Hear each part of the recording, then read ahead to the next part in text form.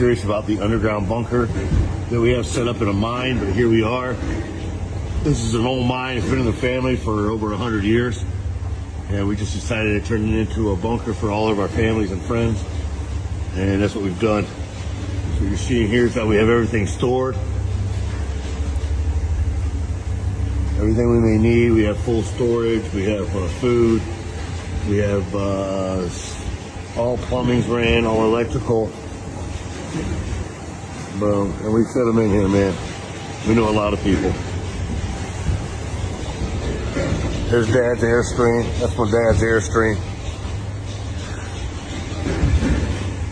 That's Uncle Tim. Uncle Tim lives in the little one. He's not too extravagant. You know, he's a man of little need. Right on. We have tons of fishing around here, so we got a lot of boats. As you see, it just goes on, man. Right on. That's Aunt Bertha. That's Uncle Tim's little sister. Yeah. We got some concession stands. We have it pretty much set up, man. We're ready for it. You know, we've been predicting what's coming for a long time. So now here we are. A small city we have down under here. I'm going to keep the location private just because we don't want to get overrun by the people that weren't prepared. They should have been, but anyways, this is how it goes, man. You know, the strong will survive, and the smart ones. See ya. We're preparing, man. I told you, we had to get ready for what was coming. So we've got our families and stuff. Food storage is good up. We're packed up pretty tight in here, but it's gonna be good to go, man. You know what I mean? Better safe than sorry. So we're getting loaded up. Everybody's moving in. We have different families in different sections. Right on. You gotta be prepared. We've reinforced this just in case of any blast up above. But we are literally under a mountain here. You gotta be ready for what's to come, people. And we are. Right on. Like I said, we're packed in there a little bit tight. We're gonna make this work. About 400 families down here. All right, here we go. Wish us luck.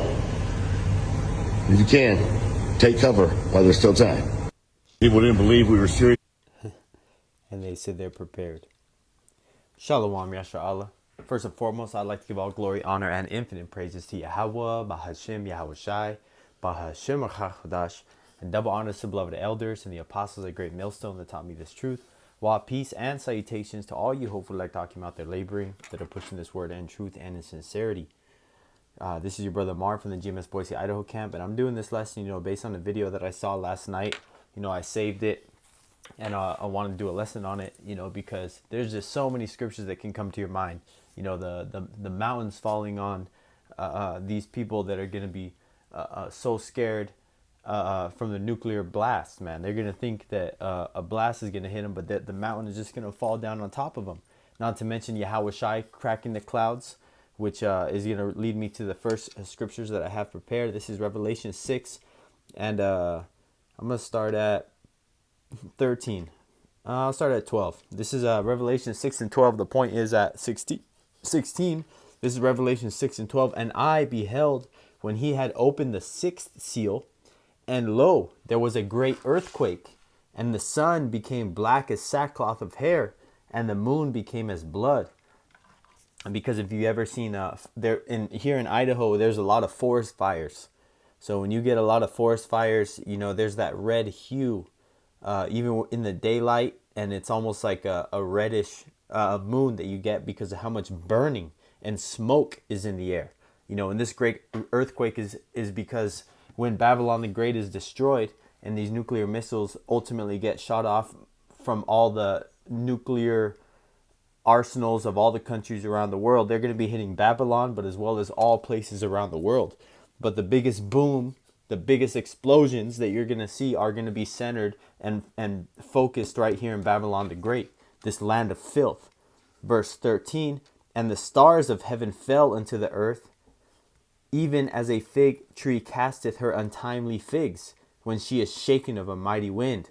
If you've ever been in a fruit tree's orchard or whatever, and there's a tree And if you shake it really hard and you move it, and it's usually a smaller tree, but you can start to see all the fruit around you start to fall. You know, when I was a kid, we used to go around these like cherry trees, and we used to shake them. And if you got hit by a cherry, you were like counted out. Like, and of course, it was very hard not to get hit. So it was like a pretty fun game when you would try to dodge the cherries. But the point being is that how many fruit is going to be falling in that. Ultimately, fruit is a representation of these nuclear missiles coming down from the heavens, you know, ultimately causing destruction. This is verse 14. And the heaven departed as a scroll, you know, and that's that mushroom cloud, that wall of fire, when it is rolled together, and every mountain and island were moved out of their places. So you see these Edomites preparing in an abandoned mind, like it's going to give them salvation. I hope everybody else is prepared out there like us. Hey, man, they are in a better spot carnally, you know, in the sense that, but do you know how much inner turmoil is going to go on amongst those 400 families? They're going to be at each other's throats, civil war, cannibalizing, you know, going through those trailer by trailer until there's a family out there, you know, that has all the resources, because there's ultimately, if they're down there long enough before the nukes hit them, they're going to run out of resources, man. Point blank, period. And it's going to get very violent for these Edomites to think that they can trust their fucking buddy that they went to the shooting range with once a week, you know, every other month or something like that, you know. Yeah, these people are going to turn on each other, especially down there in those high stress environments. This is verse 15. And the kings of the earth, and the great men, and the rich men, and the chief captains, and the mighty men, and every bondman and every free man hid themselves in the dens and in the rocks of the mountains. And we're seeing that prophecy happen right now. All these billionaires that were building bunkers, all these millionaires doing, like the Kardashians, doing a walkthrough on their underground bunkers. Not to mention these average, everyday Schmo Joe Edomites that have half a brain to know that something big is on its way, to prepare. You know, and you know they got all types of weapons down there. So they're gonna be ready to unalive anybody that comes looking for help that they don't know. You know, just like all the movies that we've seen. You know, this is what's gonna happen, because they're gonna be so scared of what's coming. And ultimately, those nuclear missiles and Yahushai, the angels, there's nothing that you can do to run from the wrath of Yahweh Bashem Yahushai when the elect get superpowers, you know, spiritual powers. The angels are all over the place. Like, you can't, no matter how many guns and bunkers you have, you can't do anything against the spiritual realm. If a demon manifests itself, if different things that, you know, appear that your science, so-called, falsely called, cannot explain. You know, these Edomites are going to get bugged out, you know. Not to mention, you think the government doesn't know where those abandoned mines are? No, they can easily go in and occupy that place if they feel like the U.S. military needs it more than these private 400 families, man. They don't care. You know, ultimately, that's going to be their tomb. That's going to be their burial place, is that mountain.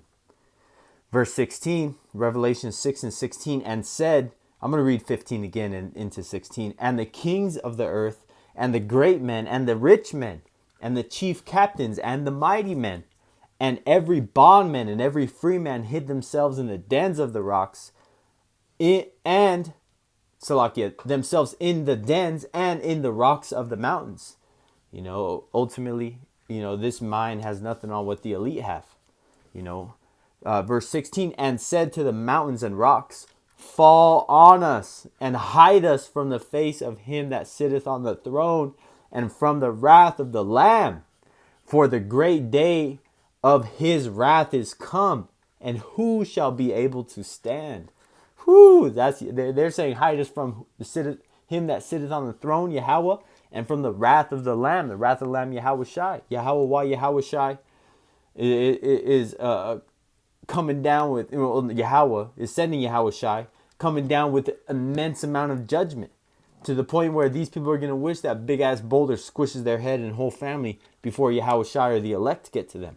These things that they never thought would happen, that the angelic beings the God of the Bible is a so-called black man, negroid features, curly hair, dark skin. Oh, anything but dark skin. He's olive. Nah, man.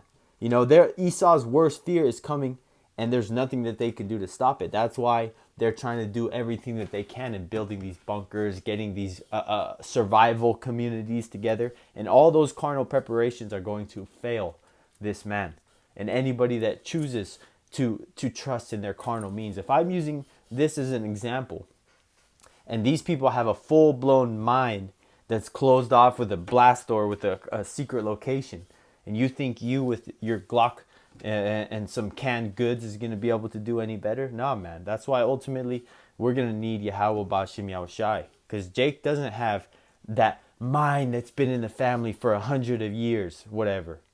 Type of bullshit fucking, oh, my grandfather worked hard for this. Nah, your grandfather worked hard to steal that from the Gadites and whatever land you of the tribes that you took it from, man. So Jake doesn't have that option to prepare, because Jake is still fucking stuck in La La Land, worried about now that they can finally buy a Tesla that has fucking maybe 1,000 days of battery life left, and they're gonna have to buy a battery for $10,000, and that's why they were able to get into a Tesla cheap, man. Talking about some stupid shit about the recent drama beef with Gucci Mane and Pooh Shiesty, and what happened with these so-called rappers. It's just a distraction on Jake. So as you can see, Esau is taking what's going on in this world very seriously. But you have Jake playing games, and we have Jake all the time at camp saying, I ain't got time for that. Oh, they're out with their families. Oh, I ain't got time to listen to the truth, man. All right, man, well, go call on whatever entity you believe in when this time comes. Because unlike you, hard-headed, simple-ass Jake, Esau is getting ready carnally. He's getting his weaponry all prepared. He's training. He's getting organized with the community members around him that think alike. He's going to the shooting range. These people are getting ready to roll on you, Jake. Man. And that's what's going on. And this video is just a clear example of how real it's getting for Esau in his own kingdom. Because in his own kingdom, he has to have a big-ass bunker to run to in case things go bad. In the kingdom of heaven and the rulership under Yahweh Yahushai, King David, the elect, we're not going to have to worry about getting a bunker in case the heathen start acting up. And that's how you know that this isn't heaven on earth, because when heaven on earth is established, there's nothing but peace, man. In Esau's kingdom, he's even watching out behind his own back. He's always constantly looking over his shoulder, even on these other nations that he's dealing with that he can't even handle. So as you can see, Esau's losing control. Esau's scared of what's coming, and Esau's taking what's coming very seriously. So what are you doing, Jake? What's your salvation? Because Esau's trusting in the sword. What are you trusting in, Jake? You so-called Negroes, Latinos, and Native Americans, as well as you speckled bird Israelites living in the land of the heathen, looking like the other heathen. What are you going to do? I'll tell you what you should do. Repent, turn back to Yahweh Yahushai, and start getting oil in your lamp and watching the elders and apostles at Great Millstone and Great Millstone only. Get prepared in your mind, your body and spirit as best you can, because you got to take care of your vessel. You should be working out. You should be getting your squats on. You should be eating healthy. You should be making sure to go to sleep early. You should be taking care of your spirit, because your body, your spirit, it's all, connected. You got to give your spirit a good vessel to dwell in. Like scriptures say, the spirit doesn't dwell in the malicious soul. So you got to be doing the right thing to the best of your ability at all times, because you're going to be put in the same situation where you're going to wish that you were in the good graces of Yahweh Yahushai. And that's why Esau Edom is getting prepared, because he knows exactly what is coming.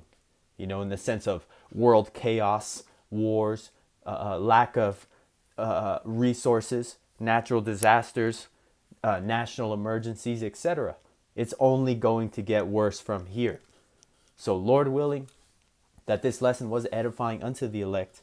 Till next time, I would like to give all glory, honor, and infinite praises to Yahweh, Bahashem, Yahushai, Bahashem Chachodash, and double honors to beloved elders and the apostles at Great Millstone that taught me this truth.